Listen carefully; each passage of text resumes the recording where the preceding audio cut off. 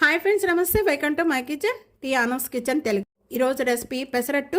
దీంతో పాటు మంచి టేస్ట్గా సింపుల్గా చేసుకునే చట్నీ తయారు చేసే విధానం చూపించబోతున్నాను. ఉల్లిపాయ చట్నీ అండి.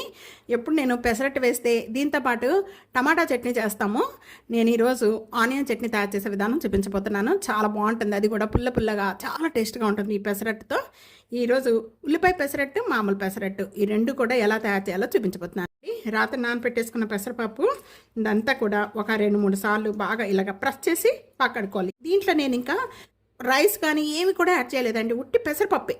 ఈ పప్పు మీద ఈ పొట్టు అనేది ఇలాగే కొద్దిగా ఉండనివ్వండి. లైట్గానే ఉంటే హెల్త్కి చాలా మంచిది. డయాబెటీస్ వారికి అయితే ఈ పెసరట్టు చాలా అంటే చాలా మంచిదండి. కంపల్సరిగా ఒక వారానికి ఒక 3 సార్లు అన్నా కూడా తీసుకోండి. ఈ పెసరట్టు చాలా టేస్ట్గా ఉంటుంది. ఎప్పుడు కూడా నేను ఈ విధంగానే క్లీన్ చేసి పెట్టుకుంటాను అనమాట. ఎందుకంటే బాగా క్లీన్ చేసుకోకూడదు. ఆ పైన ఉన్న పొట్టే మంచి బలం అండి, మనకి హెల్త్కి కూడా చాలా మంచిది. 2 ట్రిప్పులుగా వేస్తాను. కొద్దిగా వేసుకోవటం చక్కగా నలుపుతుంది. దీంతో పాటు మనకి ఇక్కడ 1 టేబుల్ స్పూన్ జీలకర్ర, టేస్టీ సరిపడా సాల్ట్ అండి. నేను ఇక్కడ 1 టేబుల్ స్పూన్ సాల్ట్ యాడ్ చేస్తున్నాను. తర్వాత మనం చూసి కూడా వేసుకోవచ్చు, సరిపడపోతే తక్కువగానే వేసుకోండి. అలాగే దీంట్లో కొద్దిగా కరివేపాకు రెమ్మలు. ఈ కరివేపాకు మనకి హెల్త్కి చాలా మంచిదండి. ఎప్పుడు కూడా నేను కూరల్లో కానీ పచ్చళ్ళలో కానీ మీకు చెప్తూ ఉంటాను. నేను ఇంత అల్లం చూస్తున్నారు కదా, అల్లం ఇంత చిన్న చిన్న పీసెస్గా కట్ చేసేసుకొని వేసేసుకుందాం. 4 లేక ఒక 5 పచ్చిమిర్చి ఈ విధంగా మధ్యలో కట్ చేసేసుకొని వేసేస్తున్నాను. ఇదంతా కూడా ఇప్పుడు మెత్తగా చేసేసుకుందాం. ముందుగానే వాటర్ యాడ్ చేసుకోవద్దు. ఒకసారి 2 సార్లు తిప్పుకున్న తర్వాత వాటర్ యాడ్ చేసుకోవడం వల్ల మంచిగా మెత్తగా అయిపోద్ది. పెసరపప్పు అంతా కూడా బాగా ఈ విధంగా మెత్తగా చేసుకుందాం. అంతా కూడా నేను ఒక బౌల్లోకి యాడ్ చేసేస్తున్నాను. మిగతాది కూడా ఇదే విధంగా చేసేసుకుందాం. పెసరట్టు తయారు చేసుకోవడానికి బ్యాటర్ అంతా రెడీ అయిపోయిందండి. ఇదిగోండి, ఈ విధంగా ఉండాలి. బాగా పల్స్గా ఉండకూడదు, బాగా చిక్కగా ఉండకూడదు. కొద్దిగా చిక్కగా ఉంది అనుకుంటే కనుక కొద్దిగా వాటర్ యాడ్ చేసుకోండి. నేను కొద్దిగా వాటర్ యాడ్ చేస్తున్నానండి. ఇంత చిక్కగా ఉన్నాయి అనుకోండి, పల్స్గా రావు దోశలు. కొద్దిగా చెక్ చేసుకోండి సాల్ట్ సరిపోయిందా లేదా అనేది. అన్నీ కరెక్ట్గా ఉన్నాయండి. నాకు స్పైసీ సాల్ట్ అన్నీ కరెక్ట్గా సరిపోయాయి. మీకు సాల్ట్ అనేది సరిపడకపోతే కొద్దిగా సాల్ట్ వేసుకోండి. పెసరట్లో సాల్ట్ చాలా తక్కువ పడుతుంది, చూసుకొని వేసుకోండి. అలాగే ఇదంతా కూడా మన బ్యాటర్ రెడీ అయిపోయింది దోశలు వేసుకోవడానికి. ఇప్పుడు నేను ఇది సైడ్ పెట్టేసేసి ఉల్లిపాయ చట్నీ తయారు చేసే విధానం చూపించబోతున్నాను. ఉల్లిపాయ చట్నీ టైం ఎక్కువ పట్టదండి, చాలా తొందరగా అయిపోతుంది. ఇక్కడ నేను ప్యాన్లో 1 టేబుల్ స్పూన్ ఆయిల్ యాడ్ చేస్తున్నాను. ఇది నేను ఉల్లిపాయ ఫ్రై చేసిన ఆయిలేనండి, అందుకనే రెడ్గా ఉంది. అయిపోయిందండి. కాయిపోయిన వెంటనే కూడా ఇక్కడ నేను ఒక 6 లేక 7 అండి ఎండుమిర్చి యాడ్ చేస్తున్నాను. స్పైసీ తగ్గట్టు వేసుకోండి, కొద్దిగా బాగుంటుంది. పెసరట్లో కొద్ది స్పైసీగా ఉంటేనే బాగుంటుంది. అందుకని ఎండుమిర్చి ఇవి కారం ఎక్కువ ఉండవండి, అందుకని ఇలా యాడ్ చేశాను నేను. మీరు కారాన్ని బట్టి యాడ్ చేసుకోండి. నేను 3 ఉల్లిపాయలు తీసుకున్నాను. ఇక మెత్తబడితే చాలండి, ఎక్కువగా అక్కర్లేదు. కొద్దిగా మెత్తపడేంత వరకు కూడా మగ్గించేసుకోవాలి. ఒక 1/2 టేబుల్ స్పూన్ జీరా యాడ్ చేస్తున్నాను. కొద్దిగా చింతపండు దీంతో పాటు వేసేసుకుంటే మనకి మెత్తపడిపోతుంది. అలాగే కొద్దిగా ఒక కరివేపాకు రెమ్మ. మూత పెట్టేసుకొని ఒక 1 మినిట్ ఇలాగ వదిలేయండి. మూత పెట్టేసేసుకొని మీడియం ఫ్లేమ్లో మగ్గించేద్దాం. 1 మినిట్ అయిపోయాక ఇప్పుడు చూద్దాం అండి. ఆనియన్స్ కొద్దిగా కలర్ చేంజ్ అయిపోయాయి. ఈ విధంగా చేంజ్ అయిపోతే చాలు. ఒక గుప్పుడు వెండి కొబ్బరి యాడ్ చేస్తున్నాను. ఇంకా స్టవ్ బంద్ చేసేసుకుందాం. స్టవ్ బంద్ చేసేసిన వెంటనే కూడా ఇక్కడ నేను టేస్టీ సరిపడా సాల్ట్ వేసేసుకోండి. ఇక్కడ చూస్తున్నారు కదా, బెల్లం యాడ్ చేయడం వల్ల చాలా టేస్ట్ వస్తుంది ఉల్లిపాయ చట్నీ. ఇది చల్లారిపోయిన తర్వాత మిక్సీ జార్లో వేసుకొని మెత్తగా చేసుకోవాలి, కొద్దిగా వాటర్ యాడ్ చేసి.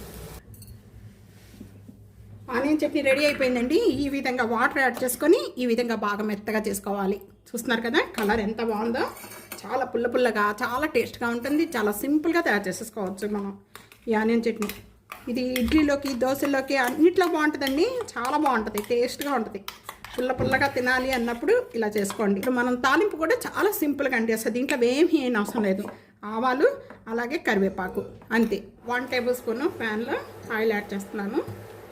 ఆయిల్ బాగా కాయిపోయిన వెంటనే ఒక 1/2 టేబుల్ స్పూను ఆవాలు యాడ్ చేస్తున్నానండి. ఆవాలు చిట్పట్లాడే వరకు కూడా వేయించుకోవాలి.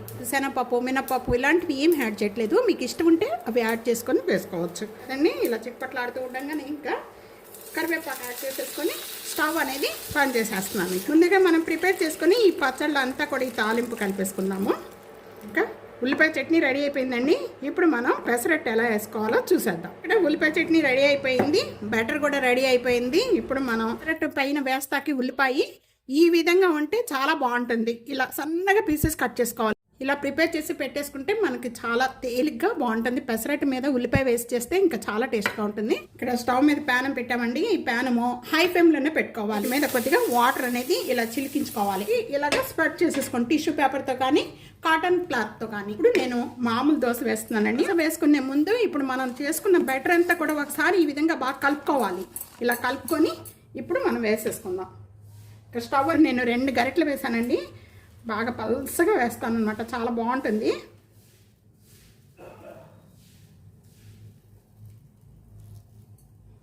హై ఫ్లేమ్లోనే పెట్టుకొని వేసుకోవాలి దోశ వేసుకునేటప్పుడు. ఇలా డ్రై అయిపోయిన వెంటనే కూడా ఇప్పుడు మీరు ఆయిల్ కానీ లేకపోతే గీ కానీ వేసుకోవచ్చు. ఇప్పుడు నేను అప్లై చేస్తున్నానండి. ఇక్కడ నేను 2 యాడ్ చేశాను. తన తిప్పేస్తున్నాను నేను.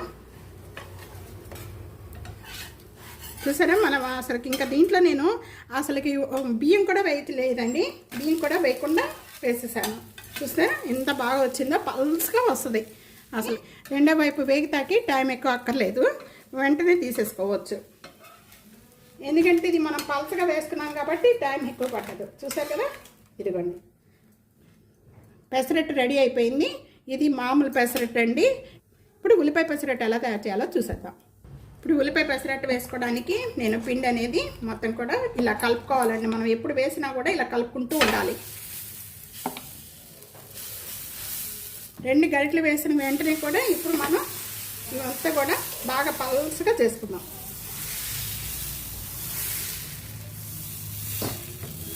చూసారు కదా ఎంత పల్స్గా వచ్చింది. వేసుకున్న వెంటనే కూడా ఇప్పుడు మనం ఆనియన్స్ వేసేసుకోవాలండి. మనం కట్ చేసిన పీసెస్ అన్నీ కూడా వెంటనే వేసేసుకోవాలి. అది మొత్తం డ్రై అయిపోయిన వెంటనే వేసుకోకూడదు. అప్పుడు మనం ఆనియన్స్ అనేది ఈ దోశకి ప్రెస్ అవ్వవు. మనం పచ్చిగా ఉండగానే వేసేసుకోవాలి. వేయిపోయిందండి మొత్తం 1 సైడ్ వేయిపోయిన వెంటనే కూడా ఇప్పుడు టర్న్ తిప్పేసుకుందాము.